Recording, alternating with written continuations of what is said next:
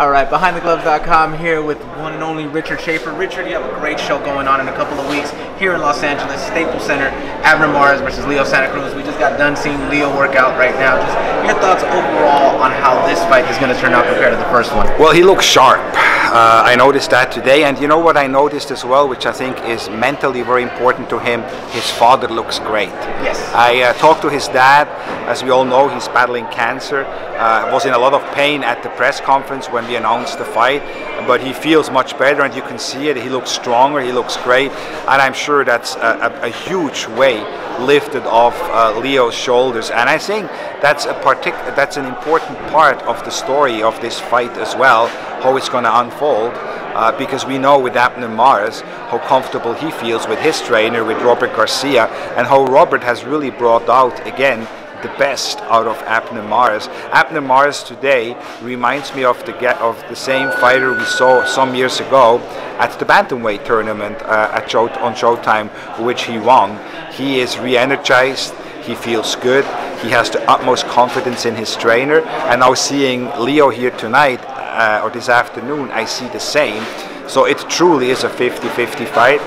It's a fight for bragging rights in Los Angeles, but it's really more than that. I think it's a fight for bragging rights in one of the most stacked division, the 126-pound weight class. Who is the best fighter in the 126-pound weight class? And I think we're going to see the answer to that here at Staples Center on June the 9th. Now, I must actually commend you for that, because a lot of people would, even promoters, would not even mention that, the mental aspect of the game. Obviously, a lot of people will probably take the first Leo Santa Cruz versus Frampton fight and see the situation that was going on at that point, because that's when his father originally came up with a cancer battle. And you saw Leo didn't look like his normal self in that fight. So I commend you for that, bringing up, because no one brings up the mental aspect of it. Things happen in training camp that can affect the fighter. With certain fighters it might be less of an issue, but in this particular fight and with this particular fighter with Leo, if you know Leo, you know how extremely close-knit of a family they are, and how his father has been in the corner of his son his entire life. And so to see his father being in a wheelchair, being in tremendous pain, when I talked to Leo a couple months ago, and I asked him about anything, his first thing was his dad and how much pain he was in. So you can clearly see, you could feel it, knowing Leo, that this very heavily weighed on him. And to see today, Leo, he seems more energized, was very sharp here, and his father looks sensational. And going into the fight, I think that will give Leo a tremendous amount of energy. So it's all good. I think we're going to see the best Leo Santa Cruz we have seen in a long time, and I know we're going to see the best Abner Mares we've seen in a long time. If you look at the definition of a 50-50 fight, this really is a 50-50 fight. I bet you if you're going to ask 10 reporters here who is going to win the fight, you're going to have 5 telling you Abner and 5 telling you Leo, each one of them making some very valid points. I see this fight potentially becoming a trilogy. I see as well that Staples Center, the fight fans here in Los Angeles always seem to bring the best out of fights and fighters. These fighters cheering them on, these fighters going extra hard. So I think it will be a super hot night at Staples Center on June the 9th. I can't wait. Now, as you stated earlier as well, the 126 division is incredibly stacked. We have champions like Oscar Valdez. We had the showdown between Jojo Diaz versus Gary Russell this past weekend. Lee Selby versus Warrington. Lee Selby losing. Just your thoughts overall on the winner of this. You said it could be a trilogy fight, but the winner of this fight, do you think they should move on maybe to one of the other champions before they get into a trilogy? Well, I think you sort of have to see how the fight develops, but if this is going to be what I think it is, because either one of those guys is really capable of delivering a boring performance, and let's just assume for a minute, let's say Abner wins and it's a spectacular battle, I think the biggest fight for each one of them would be actually a trilogy. And in the sport, you hardly ever see fights which truly deserve a trilogy. And if this fight deserves a trilogy, then I think we need to deliver that to fight fans before you start opening other doors. Is there a possibility? You heard what Gary Russell said. He would like to unify titles. You heard Paul Frampton saying that he'll welcome a showdown with Warrington, which should be an easy fight to make because both of them are promoted by Frank Warren. Of course, when I was in Ireland for the Frampton-Donaire fight, the Irish press and most importantly Carl asked me, do you think if Leo wins that Leo would come to Ireland? And so Carl would love to have that third fight with Leo. So there's a lot of like mix and match going on, and with Jojo Diaz fought a great fight, and I think Gary Russell is just like almost a league of his own, and I think he would give a lot of fighters at the 126 pound fits, and so I welcome him hopefully to be more active and wanting to unify. So there's a lot of great matchups, and the beauty is you can and then you have of course Oscar Valdez, but you can pretty much mix and match. It doesn't really matter who you put in. There's not one guy of those guys I just mentioned where you can say, well, the guy's really boring, or I don't really need to see him. No, I mean, these are action fighters. Well, what do you think about the state of boxing right now? Obviously, there's a lot of things going on. Eddie Hearn and his deal, we could talk about that. We could also talk about how Golden Boy and Top Rank just made a fight when it came to Linares versus Lomachenko. Golden Boy making a fight with the PBC, working with Gary Russell as the mandatory, and just overall promoters wanting to work with other promoters, it seems like right now. Yeah, it seems like, often these fights really, I mean, the Linares-Lomachenko fight, I think, was a perfect example that, when big fights are there and it's the biggest fight for their respective fighters, promoters put their differences aside and they get fights done. And I think that's great for the sport. That's why I think today the sport of boxing is at a better place than it has been for a while. You have with ESPN one of the premier sports platforms clearly putting their weight behind boxing. I see it like in airports, at home, wherever. I see their coverage of boxing, and they're all in.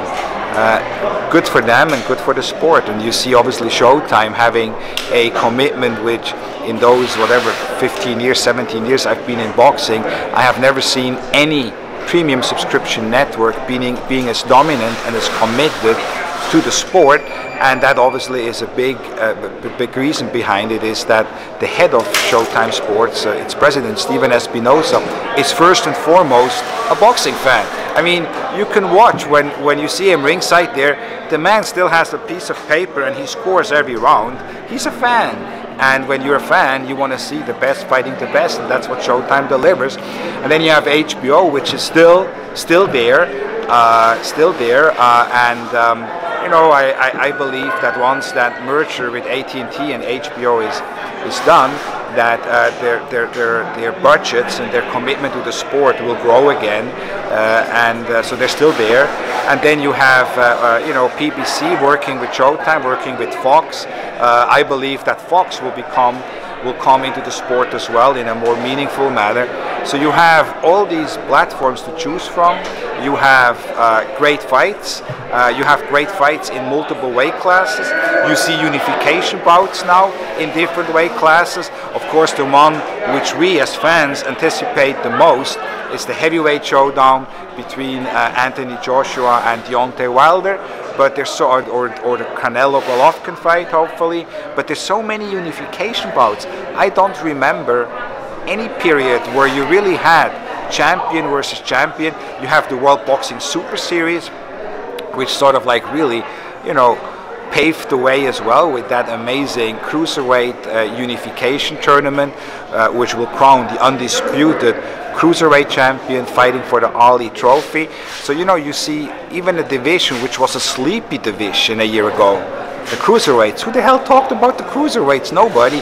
And you see that new group, the World Boxing Super Series, entering the sport and taking this sleepy division and elevating it, and in the process giving a new weight class, giving a weight class exposure, and giving fighters who had no exposure before an opportunity to perform. Today, people know who Murat Gassiev is. That Murat Gassiev is in fact probably one of the best pound-for-pound fighters in the sport. That he is young, that he is spectacular. A year ago, people didn't know that. So then you have Eddie Hearn with that Dazn, you know, suddenly coming in and claiming $1 billion deal, wanting to bring more boxing to us. So all that, I think, helps to elevate the sport. There are new players there. PBC, I think, is delivering week after week the best fights. PBC has the best stable of fighters. So, you know, it's really great to be a fight fan. Can you further elaborate more on the Eddie Hearn situation when it comes to that streaming service? Because we're hearing some of the people that he's trying to bring onto that service. I just read a tweet, I believe, that he signed Gabriel Rosado to be a part of it now. So Gabriel Rosado is going to be fighting on that service. So just your thoughts on it, and how long do you think that system is? Well, you know, the question is going to be if he's going to sign Gabriel Rosado and the likes. Are people going to shell out $20 a month on the streaming service? You know, I'm going to let you or your viewers answer that question. And you know, if you want to sign on the premium talent, he mentioned some names like Deontay Wilder and Errol Spence and Mikey Garcia and the Charlos and, you know, Broner, you know, people like that. These are all fighters, you have to understand, which have worked very diligently to work their way up to become eventually pay-per-view attractions. Now, Eddie Hearn came and announced that in his platform there's no room for pay-per-view, that it's going to be all license fees and so on, and that the US pay-per-view model is flawed and all of that. Now, if you're a young fighter, if you're a fighter, those names I just mentioned, who worked to become eventually a pay-per-view star, even the king of them all, Floyd Mayweather, he didn't start with 1 million home pay-per-view, and so Eddie is claiming that, well, if there's 1 million pay-per-view, if there's a pay-per-view which could deliver 1 million homes, we understand we won't be able to get it on this platform. So these fighters, are they going to wait for this chance to be eventually involved in 1 million pay-per-view? It doesn't work like that. Just like in everything else in life, you've got to work your way up. You know, even Floyd, the king of them all, he didn't start at 1 million home pay-per-view. You do 100, 200, 300, like he did fought Baldomir, I think he did like 300, 350. And then, you know, you work your way up, and eventually, in Floyd's case, you become the king of pay-per-view, and you generate in one night $400, $500, $600 million, breaking all records, you know, becoming the highest paid athlete irrespective of sport. But that didn't just happen. You've got to work your way up. So all these young fighters Eddie wants to sign, he's going to take away the opportunity of becoming pay-per-view stars. Why would any young fighter sign for that? Why would any fighter fall for that? Because the dream is, like so many have shown before, whether it was Tyson or Holyfield or Pacquiao or Canelo or Oscar or Barrera or Morales or all of those guys which did become pay-per-view stars, or Ricky Hatton for that matter, and many others.